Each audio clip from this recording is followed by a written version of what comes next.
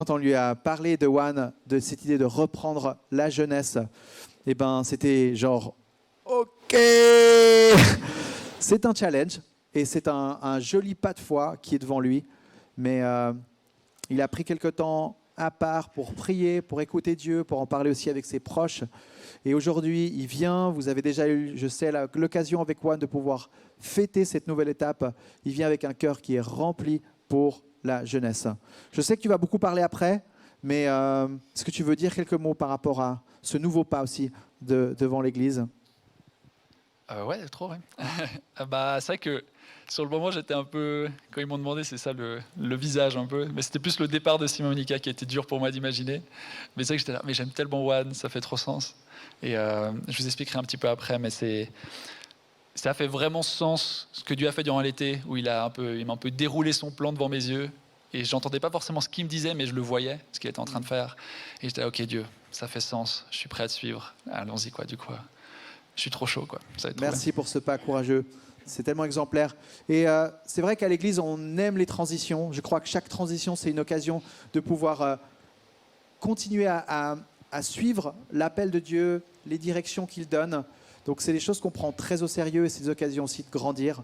Donc là, il y a tout le monde qui peut un petit peu faire la place. Vous avez un terme, tu peux redire le terme parce que je ne l'ai pas retenu. Élargir les ailes de l'aigle. Oui, on élargit nos ailes. Ça veut dire qu'on choisit de ne plus seulement avoir à cœur One, mais de prendre aussi un rôle dans l'Église plus large. Et du coup, à l'image de ce que toi tu disais, on monte un peu d'une marche pour que Cédric prenne son territoire avec One. Et nous, on verra, après l'arrivée du bébé, comment ça se concrétisera nos... En fait, la réalité, c'est qu'ils étaient trop vieux et on les a virés. Non, je refuse. Non, c'est pas vrai. Et je crois que ça leur tient énormément à cœur de pouvoir dire aussi à toute l'équipe de One qu'ils veulent être là, ils veulent rester là, présents, avec ce regard bienveillant de maman et de papa. Donc, oui, ils élargissent leur territoire. Et c'est vrai qu'ils vont prendre un rôle dans l'Église. À mes côtés, avec Ruben, on a parlé au Vision Sunday. Qui va, on va dire, prendre un petit peu plus de hauteur. Il y a une responsabilité vraiment pour toute la jeunesse, mais aussi les 10 à 15 ans, qui est aussi une étape clé dans laquelle ils vont pouvoir, on va dire, continuer à être présents. Puis je pense que d'ici votre retour, début d'année prochaine, on va encore préciser un peu plus les choses aussi sur ce qui est leur terrain d'action. Voilà, mais maintenant, l'envie, c'est vraiment de prendre un temps de prière, mais un temps de prière comme jamais. J'ai amené la petite fiole d'huile de Jérusalem. Donc, ça rigole pas. Peut-être pour ceux qui n'ont pas l'habitude, l'huile a vraiment une symbolique très forte, notamment au travers de la parole de Dieu. Et l'onction, l'idée de mettre à part quelqu'un avec l'huile, c'est plutôt une manière de faire un acte, de vivre un acte qui symbolise quelque chose dans le monde spirituel de fort. Je veux dire, de prendre la responsabilité de la jeunesse, ce n'est pas un acte léger. C'est un territoire où il y a beaucoup d'enjeux et on sait qu'il y a quelqu'un qui a juste envie qu'une chose, c'est de démonter ce qui se fait ici dans l'Église. Et je crois que ce rôle de Cédric, de pouvoir le mettre sous la protection de Dieu, de mettre Cédric à part dans ce rôle, c'est une manière de dire, mais Dieu, nous croyons que tu vas lui donner, à lui et à son équipe, tout ce dont il a besoin. Tu es le Dieu qui pourvoit. Et voilà ce que symbolise cet acte que nous allons vivre ensemble. Donc, vous êtes là. Moi, j'avais même envie de se mettre sur l'étage du bas et puis de dire à tous ceux qui ont envie de venir poser les mains comme ils peuvent auprès de Cédric, vous êtes les bienvenus. Donc en gros, d'une certaine manière, on va là encore faire un gros tas, l'entourer et puis simplement le mettre à part au travers de la prière. Ça marche? Ok, donc sentez-vous libre de venir vous approcher. Cédric, tu descends. Et puis, je commence. Après, je vous laisse la parole, Monica, Simon et le frérot, celui qui veut.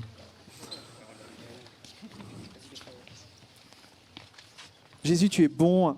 Et c'est toi qui construis ton Église. Et aujourd'hui, on veut se réjouir de cette nouvelle étape qu'on est en train de vivre en tant qu'Église, celle de faire la place pour un mec extraordinaire que je crois que tu as préparé toutes ces dernières années, que ce soit avec son terrain de formation, mais que ce soit aussi avec toutes ces années d'expérience auprès des jeunes. Merci pour ce cœur qui est fou d'amour pour toi, que tu déposes vraiment entre les mains de Juan en cette nouvelle saison. Et on veut te dire, Jésus, oui, c'est toi qui es derrière tout ça. C'est toi le grand acteur de l'histoire de notre Église. Et on vient vraiment te remettre Cédric à part pour le rôle que toi, tu as choisi. Et on croit qu'au travers de cet acte, de le dédier, toi, tu pourvois derrière avec tout ce dont tu as besoin. Et Cédric, je te bénis au nom du Père, du Fils et du Saint-Esprit. Et je t'appelle à entrer dans cette nouvelle saison en tant que pasteur jeunesse. Je prie pour que le Saint-Esprit soit généreux avec toi, avec une clarté, avec une vision claire sur les enjeux, mais aussi sur la direction, sur les décisions à prendre. Je te bénis également avec tout ce dont tu as besoin, que Dieu va mettre sur ta route. Je pense notamment à une équipe, à des leaders clés qui vont être là, qui vont t'entourer. On prie pour les bonnes personnes, les personnes que toi aussi, Père, tu mets à part. Et on prie pour une protection de ta vie personnelle et que ce terrain d'action qu'aujourd'hui on remet entre tes mains en tant qu'Église soit un terrain où tu puisses grandir en tant que pasteur et faire tes armes et avoir du plaisir. Franchement, que ce soit qu'il y ait de la joie. Amen.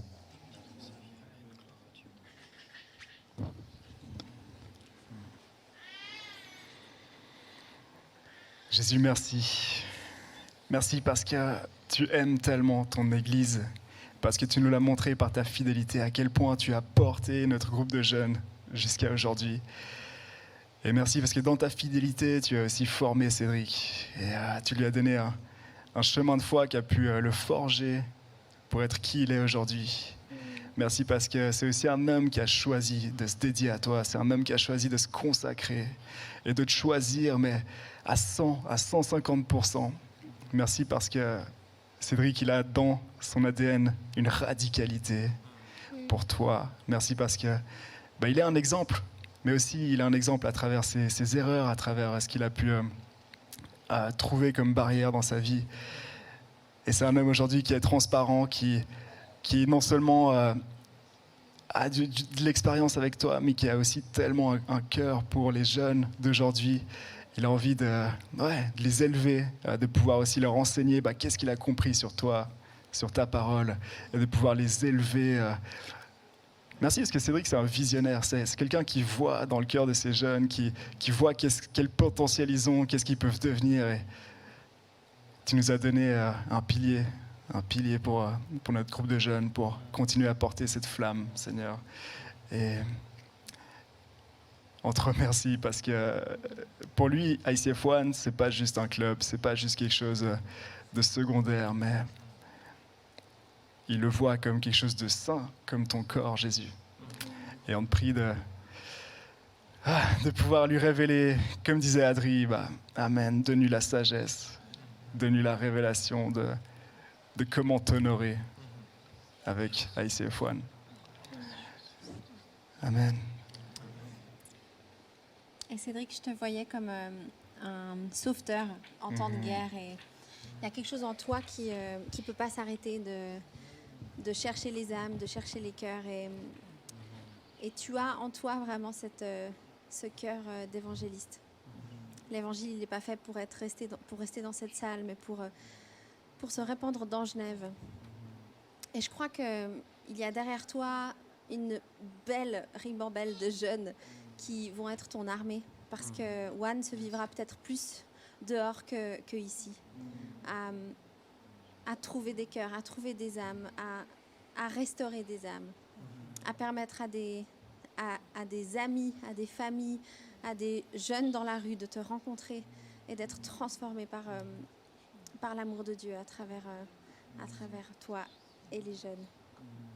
Alors Seigneur, merci pour cette radicalité, comme on l'a dit, mais aussi pour ce zèle que tu as donné à Cédric, où ce qui compte le plus, c'est des cœurs qui te rencontrent, des cœurs qui sont transformés par toi.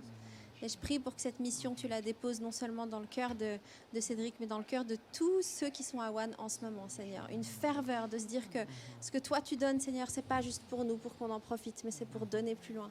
Et que ça se déverse, Seigneur. Je prie pour une saison à One qui est une saison de multiplication, une saison où il y a des miracles qui se produisent semaine après semaine, où il y a des vies qui sont changées, Seigneur. Et on dit non à la paresse, on dit non à la tièdeur, Seigneur, mais je prie pour une période de feu à One, Seigneur. Amen. Amen. Josué 1,9, l'Éternel qui rappelle à Josué, ne t'ai-je pas donné cet ordre? Fortifie-toi et prends courage. Alors Cédric, ne t'effraie point et ne t'épouvante point, car l'Éternel, ton Dieu, est avec toi dans tout ce que tu entreprendras.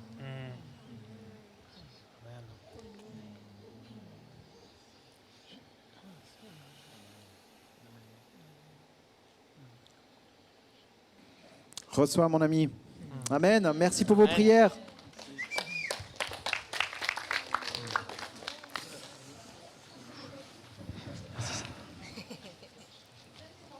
C'est un moment d'intimité. Ça nous arrive parfois dans la célébration. Je trouve que c'est important de pouvoir célébrer ce genre d'étape. Alors voilà, ça c'était ce moment de prière pour toi, Cédric, mais il y a aussi d'autres choses qui se sont passées avec la jeunesse. Tu en parles? Oui. Tu en parles? Ouais, je vais en parler. Je vais en parler, mais Ok. après. Pas maintenant. Ah, après? Je peux le faire, mais vous êtes plus obligé d'être là. On n'a plus obligé de ça. Ok, ça va. Alors on te laisse là. On y va. Ciao. Je vous aime beaucoup, c'est pas ça.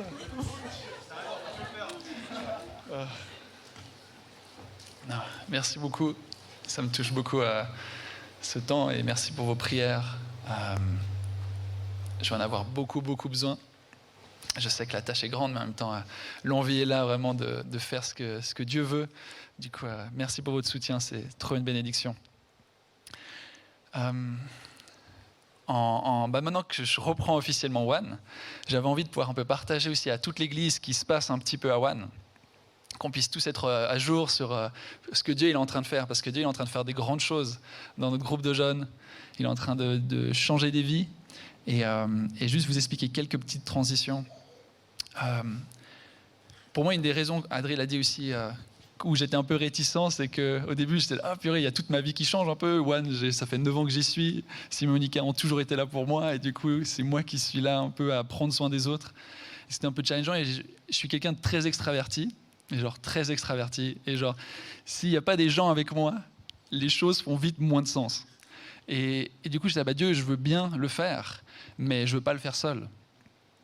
J'aime pas faire les choses seul, j'arrive pas à faire les choses seul. Depuis que je suis petit, je m'arrange à toujours être avec les meilleures personnes dans les travaux de groupe, les exposés. Je suis toujours avec le premier de la classe, parce que voilà.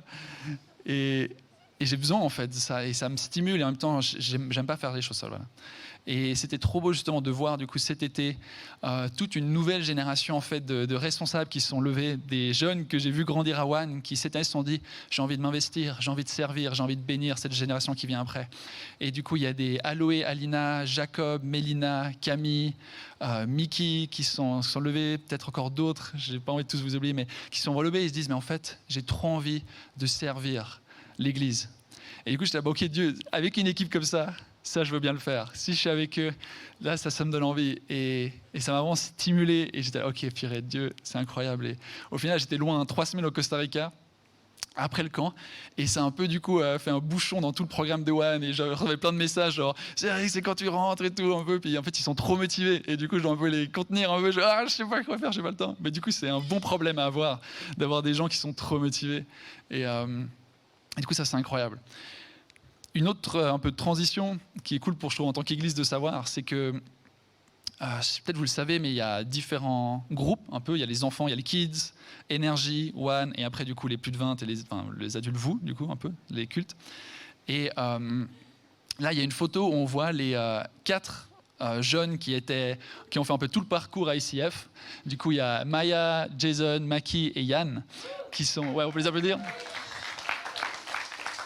Et ils sont officiellement maintenant à ICF One, ils ont fait la transition. Et du coup, c'est un peu des bébés, des enfants ICF, Made in ICF. Yann, il est là depuis qu'il a 3 ans. Maintenant, il a 15 ans, il est en train de servir chaque dimanche presque derrière.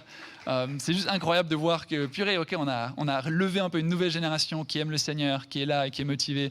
Et maintenant, moi, j'ai un peu le rôle de prendre soin d'eux, puis de les faire d'eux des disciples un peu. Et ça va être trop beau. Et une autre aussi photo qui va être chouette, mais là, pas tout de suite. Ah bah c'est voilà. T'inquiète Néo, t'inquiète.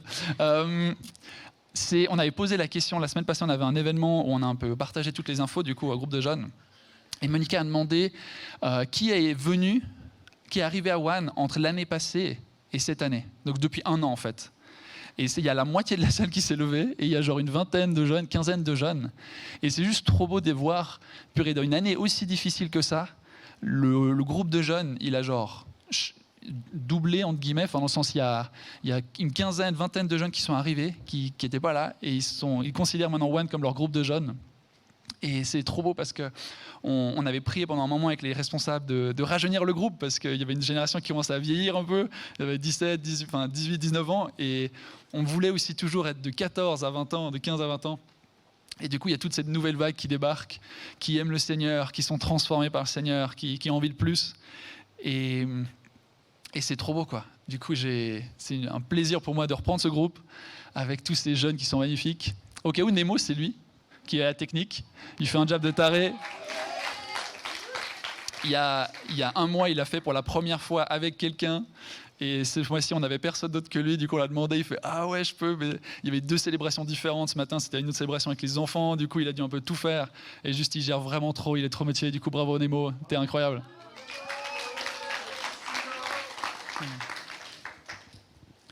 Et du coup, maintenant, pour un peu aussi vous encourager, qu'on puisse lire la parole ensemble et aussi juste être encouragé pour cette semaine, Adrien m'a demandé un petit peu de partager, alors le mot est en anglais, le heartbeat que j'ai pour One, ou la passion, ou la vision, je ne suis pas encore trop loin avec ces termes de leadership, un petit peu de tout ça, mais un peu quelle est ma passion. Et du coup, j'ai prié pour ça. Et j'ai l'impression qu'il y a 2 versets qui se sont un peu dégagés, que j'ai envie de vous le partager. Et bien sûr, ça dépasse bien plus que juste One. Moi, ça, c'est mon cœur pour One. Mais c'est la parole qui parle des chrétiens. Du coup, c'est pour vous tous qui êtes ici, dans cette salle, que vous puissiez vraiment exhorter, encourager par ces versets. Il se trouve en Romains 12, versets 1 et 2. C'est des versets connus, si on peut appeler ça comme ça, mais qui ont vraiment une profondeur. Et ils sont beaux et je pense qu'ils peuvent nous encourager. Alors je les lis. Je vous encourage donc, frères et sœurs, par les compassions de Dieu, à offrir votre corps comme un sacrifice vivant, saint, agréable à Dieu. Ce sera de votre part un culte raisonnable. Ne vous conformez pas au monde actuel, mais soyez transformés par le renouvellement de l'intelligence, afin de discerner quelle est la volonté de Dieu, ce qui est bon, agréable et parfait. Amen. Moi, mon rêve pour One, c'est assez particulier, c'est 5 ans, 4, 3, 2 ans selon qui vient, mais c'est en roulement sans cesse. Il y a des gens qui arrivent, ils repartent, ils arrivent, ils repartent. Et moi, mon rêve, c'est de pouvoir utiliser ces quelques années que Dieu va me donner avec des jeunes pour investir en eux et pour que ça devienne des disciples de Jésus. Pour que quand ils partent de ce groupe de jeunes, ils puissent se dire une chose. J'ai rencontré Dieu, il m'a transformé, et maintenant je veux vivre pour lui et je suis prêt à mourir pour lui. En quelques années, c'est mon objectif. Jésus, il l'a fait avec ses disciples en 3 ans. Il y a Pierre qui n'a pas réussi à la fin des 3 ans de faire ça, mais Jésus lui a dit, un jour tu seras capable de le faire. Alors, je ne prétends pas être comme Jésus, peut-être qu'il va 5, 6, 10 ans, je ne sais pas, on verra, mais c'est là, dans cette direction, que j'ai envie de partager une passion pour chaque personne qui rencontre Jésus. Et dit en fait, ce message, il est si profond, il prend toute ta vie, mais il va tout changer, et c'est la meilleure chose pour toi. Et il n'y a pas une meilleure nouvelle que tu peux avoir que celle de l'Évangile. Et du coup, de réaliser ça et d'être prêt à tout donner pour elle. Le verset 2, je trouve, il est assez évident, où on comprend vite ce qu'il veut dire, où ce que la Bible dit et ce que le monde dit, la société et tout ça, on se rend vite compte qu'il y a une différence de dialogue, de discours. où il y a un style de vie, un mode de vie qui est différent. Et la Bible elle nous dit, ne vous conformez pas à ce monde. Il y a des relations qui doivent être vécues d'une autre manière. Il y a une foi qui doit être vécue d'une autre manière. Il y a une vision sur le monde. Il y a un amour qui doit être vécu d'une autre manière. N'imitez pas ce que le monde fait. Parce que si tu imites juste bêtement, tu suis. La Bible dit, du coup, tu ne vas pas savoir ce qui est bon, agréable, parfait. Et quelle est la volonté de Dieu. Parce que ce qui se passe dans le monde, il y a des belles choses, mais ce n'est pas ce que Dieu il veut, ultimement. Et du coup, la Bible nous dit, ne te laisse pas conformer, mais sois transformé.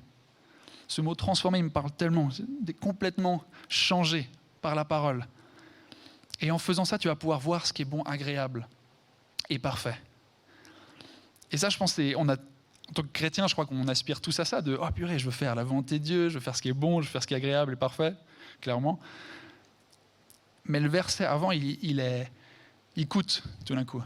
Je ne sais pas si vous avez remarqué, il dit « À offrir votre corps comme un sacrifice vivant, saint et agréable à Dieu ». Alors, sacrifice, pour nous, c'est vite assez barbare quand on voit ça comme ça, un sacrifice. Mais pour le contexte à l'époque, c'était évident. Tu faisais sacrifice aux divinités, tu faisais sacrifice à Dieu dans le temple. Quelque chose de très simple où tu donnais, tu voyais cet animal prendre sur lui tes fautes. Et nous, bien sûr, en tant que chrétiens, il y a Jésus qui a payé ce prix. Mais là, Paul, il nous dit, vous aussi, maintenant, soyez comme des sacrifices vivants. Ce que ça veut dire, c'est-à-dire que Dieu, il s'est donné pour toi, et maintenant Dieu, il dit, mais donne-toi pour moi aussi. Ce message, ce n'est pas un message... En préparant ce message, j'avais cette image où le monde, quelque chose qui essaie de nous dire sur la religion, sur la foi, sur Dieu, c'est que c'est un accessoire. Dieu, il va t'aider dans ta vie. Il va rendre ta vie agréable. Où tu peux vite marcher et dire « Oh, j'ai besoin de Dieu un peu pour m'aider à vivre ». Et au final, tu considères Dieu comme un peu ton temps de méditation ou ton cardio que tu fais pour aller bien dans ta journée. Ou, en fait, il t'aide à bien vivre. Et ça me marquait ces temps agréables où moi, un de mes meilleurs potes, notre plus grande discussion quand on parle de la foi, lui, il n'est pas chrétien, il dit « Toi, tu as trouvé un peu ta béquille pour ta vie, moi, j'ai la mienne. Et je n'ai pas besoin de ton Dieu. » Et je suis là, mais c'est pas ça la foi. Moi, Dieu, il ne rend pas ma vie agréable. Moi, mon but, c'est d'être agréable pour Dieu. C'est que ma vie soit un sacrifice vivant pour Dieu. C'est que je me dise, Seigneur, tu as tout donné pour moi. Maintenant, moi, en réponse à toi, je veux tout donner pour toi. Il est si précieux. Il est tout. Paul, il dit, Christ est ma vie et mourir est un gain. À quel moment ça, c'est Dieu est agréable qui t'aide un peu dans ta vie? Christ est ma vie. C'est-à-dire que toute ma vie, c'est Christ. Il est si précieux, il est si incroyable, il est si bon, il est si réel, il est tout pour moi. Et du coup, qu'est-ce que ça veut dire? Je vais l'honorer avec toute ma vie. Je vais tout faire en pensant pour lui. Je vais toujours l'avoir en perspective. Et il va plus loin, il dit mourir est un gain. C'est-à-dire quoi? C'est-à-dire que si tu meurs pour lui, au final, ça va être comme un martyr, il va témoigner. Genre, ma mort va témoigner de qui il est aux gens autour de moi. Mais en même temps, pourquoi mourir est un gain pour Paul? Parce que si Christ est sa vie, mourir, il va le rencontrer, Christ, réellement. Il va le voir réellement. Et du coup, dans tous les sens, Paul, il est gagnant. Il est gagnant parce qu'il a Christ. Il a Christ en ligne de mire. Et je crois que souvent, moi le premier, j'oublie ce fondement de la foi. Peut-être que tu t'es converti à un moment, peut-être que tu t'es pas encore converti, mais il y a une phrase qu'on dit souvent en tant que chrétien. On dit « j'ai donné ma vie à Dieu ». Je lui ai donné ma vie. Et des fois, tu te poses, tu es là, mais je suis en train de dire quoi? Je suis en train de dire que ma vie ne m'appartient plus, que j'ai plus le dernier mot sur ma vie, que tout d'un coup, je suis là pour lui et pour le servir. Tout en moi est là pour lui maintenant. Et pour vous, j'aimerais vous encourager avec quelque chose aujourd'hui, quelque chose de concret un peu. Moi, Dieu, il me parle pas mal ces temps, par rapport aux compromis. Les compromis dans ma vie. Moi, je ne suis pas persécuté dans ma foi ici. Du coup, quand je dis j'ai envie de mourir pour Christ, c'est facile parce qu'il n'y a personne qui veut me tuer. Du coup, c'est facile de vouloir le dire. Mais concrètement, je pensais comment est-ce que moi, je peux grandir dans cette envie de tout donner à Dieu. Et je crois que les compromis, c'est un lieu où on peut être radical pour Jésus. Un compromis, pour moi, comment je le vois, c'est est-ce qu'il y a quelque chose dans ta vie que tu sais que tu ne devrais pas le faire parce que tu sais que ce n'est pas juste, ce n'est pas bon, ce n'est pas agréable pour Dieu, mais tu laisses un peu dans ta vie, tu dis, c'est pas si grave, ça peut avoir sa place. Ça va pas trop changer. Un exemple pour peut-être vous aider, moi j'étais à l'HET, du coup, dans mon école, il y avait une personne avec qui on s'est pas entendu hyper bien. Enfin, c'était pas l'amour au premier regard entre lui et moi. Et tu sais, j'étais là, bon, j'ai pas besoin d'aimer tout le monde. Genre, j'ai pas besoin d'être ami avec tout le monde non plus. Voilà, tu vois, genre, j'ai des limites et tout. Du coup, il s'occupe de son truc, je m'occupe de mon truc. Et j'ai laissé un peu ça là. Et ça a avancé. Et en fait, je réalisais que Dieu, il nous appelle à aimer notre prochain. Du coup, il m'appelait à aimer. Et moi, j'étais là, non, j'ai pas envie de l'aimer lui, mais tu sais quoi, il fait son truc, je fais mon truc. Et en fait, cette désintérêt au début a commencé à tourner. Et au petit âge, j'étais, oh, ce gars, il me saoule tellement. Ah, je l'aime pas. Et dès qu'il faisait quelque chose, ça commence à m'énerver. Et quand tu es dans la classe avec quelqu'un et tu habites avec quelqu'un qui t'énerve, ça peut vite prendre la place, en fait. Et je trouvais plein d'excuses. Je disais, non, mais c'est bon, genre, on est différents. Voilà, j'ai pas besoin de m'entendre tout le temps. Et je chantais Dieu qui disait, mais c'est vrai qu'au bout d'un moment, genre, c'est mes courts moments, aime ton prochain et t'es pas en train de le faire. Et du coup, j'ai dû arriver au moment où je suis venu vers lui et j'ai dit, écoute, j'ai un problème avec toi, je suis désolé, c'est faux et je sais pas pourquoi j'ai ça. J'aurais te demander pardon et j'aimerais juste commencer sur de bonnes bases. Alors lui, il n'était pas forcément à ce moment-là dans cette mentalité-là. Du coup, voilà, on est un peu resté là, mais c'était ce compromis où en fait ça m'a rongé de l'intérieur, où j'avais quand même une haine qui commençait à grandir. Et c'était un peu, j'ai juste envie de faire ce qui me fait plaisir, c'est ça le compromis, je fais juste ce qui me fait plaisir. Mais au final, c'était tellement loin de la volonté de Dieu. Et ce gars, il est incroyable. Mais je ne sais pas quels sont les domaines dans ta vie où tu fais des compromis. Peut-être ça peut être dans la morale, où tu fais quelque chose de moralement faux, mais que tu justifies pour X ou X raison. Peut-être ça peut être ton temps que tu gères d'une manière ou d'une autre, tu ne gères pas bien. Ça peut être plein de choses. Mais Christ, il dit, sois un sacrifice vivant.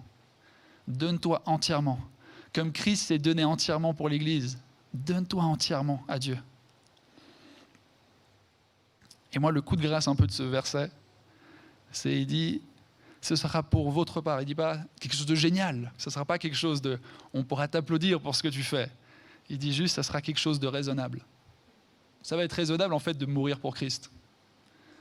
Ça va pas être, waouh, purée, t'es tellement chrétien inspirant, tu t'es donné, Non, ça va être raisonnable. En fait, de tout donner à Dieu, c'est la réponse normale à son appel. Pourquoi ? Parce que lui, il a tout donné. Et quand tu mets dans la balance la vie de Dieu et ta vie, la vie de Dieu, elle est plus... Et du coup, ça fait sens. Même rationnellement, tu regardes, t'es là. Ah non, mais ouais, ça fait sens. Je vais me donner pour Christ.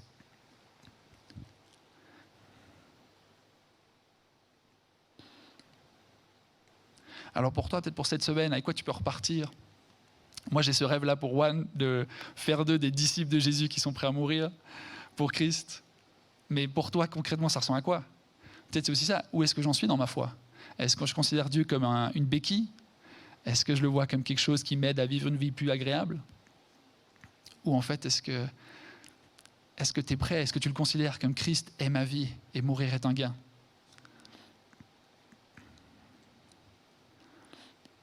Alors je vais terminer en priant. Seigneur Jésus, merci car tu es bon. Et tu ne nous demandes rien que toi-même tu n'as pas donné. Sinon on a l'occasion et l'honneur de te donner nos vies en retour, c'est parce que toi tu l'as donné en premier pour nous. Car tu as tant aimé le monde que tu as donné, Père. Et nous on veut se rappeler que c'est ça la foi, Père. C'est tout à propos de toi. Tu es le début et la fin. Tu es l'alpha et l'oméga, Père. Et c'est un honneur pour nous de pouvoir te connaître, de pouvoir te servir et pouvoir t'aimer et être aimé par toi et être transformé. Père, je prie que tu puisses bénir notre Église d'un feu, Seigneur. Que tu puisses nous rendre radical pour toi. Qu'on puisse écouter ta parole, mais qu'on puisse l'appliquer aussi, Seigneur. Parce que tu dis que de t'aimer, c'est de t'obéir. Et on a envie de t'obéir, Seigneur, en tant qu'Église. On a envie de te suivre. Parce que tu as un monde brisé que tu veux sauver, Seigneur. Il y a des gens qui sont en détresse, qui ont besoin de toi. Il y a des ténèbres, Seigneur, qui sont tellement obscures.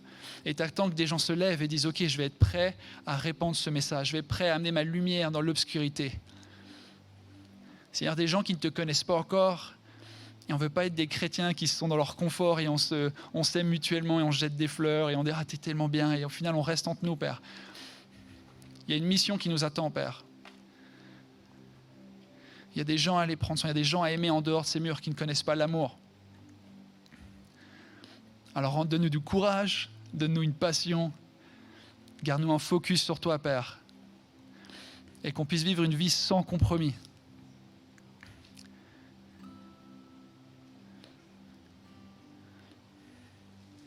Père, je prie que tu puisses bénir notre Église par ta présence. On a tant besoin de toi. Je prie que tu puisses venir rejoindre chaque personne dans leur réalité, Seigneur. Leur emploi du temps, leurs difficultés, leurs maladies, leurs dépressions, leurs enjeux, Seigneur. Tu puisses venir dans ces réalités-là, Père. Et dire, mais donne-moi ça. Et peut-être du coup, tu es là dans cette salle et tu dis, mais on me demande encore un truc en plus à faire. Je dois encore faire quelque chose de plus. J'ai l'impression que je galère déjà tellement, j'ai l'impression d'être un mauvais chrétien, ou j'ai l'impression de juste, pas réussir déjà à faire ce que je dois faire, et là on me demande d'être prêt à mourir pour Christ. Je vais juste te demander, mais j'ai envie de te dire que c'est le lieu le plus sûr pour toi. C'est dans l'abandon total pour Christ. C'est là où il y a une réelle liberté. C'est quand tu t'abandonnes complètement et tu dis, ok Père, je te donne tout. Je te donne mes soucis, je te donne mes peines, je te donne ma souffrance, je te donne tout. Et quand tu donnes tout, d'un coup tu es face à lui et il te donne son amour, il te donne sa joie, il te donne son espoir, il te donne sa présence. C'est pas quelque chose qu'on a à faire en plus, c'est quelque chose qu'on a à faire en moins. Tu lâches le contrôle, tu donnes ta vie à Dieu. Tu dis, ok, prends le contrôle de ma vie, Père. Plus de toi que dans ma vie.